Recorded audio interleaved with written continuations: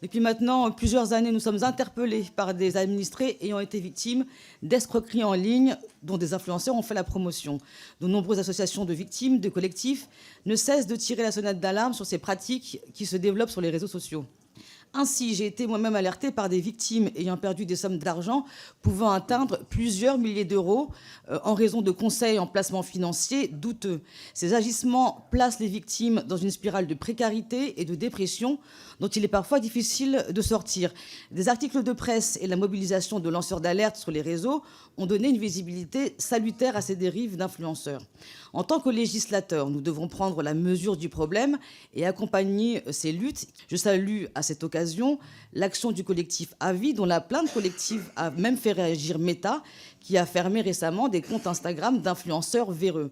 Ces influenceurs ont pu tirer profit d'un terrain vierge du point de vue réglementaire sur les réseaux sociaux. Il nous incombe désormais de définir le statut d'influenceur et d'agent d'influenceur, de renforcer le régime de sanctions face aux manquements et d'améliorer notre politique de prévention. Le marché de l'influence, c'est 1,6 milliard d'euros dans le monde en 2016. Aujourd'hui, ça a été multiplié par 10 pour atteindre 15,6 milliards. C'est dire qu'il n'est plus possible de laisser perdurer des zones d'ombre autour de ces pratiques. Il y a un enjeu à réguler l'ensemble de l'activité et votre proposition de loi y contribue. Le texte qui est devant nous aujourd'hui vient donc ajouter sa pierre à l'édifice d'un travail enclenché par ailleurs par mes collègues Aurélien Taché, François Piquemal et moi-même pour mettre fin à ce qu'on appelle communément le Far West du marché de l'influence. Le but poursuivi n'est pas de jeter l'opprobre sur une profession.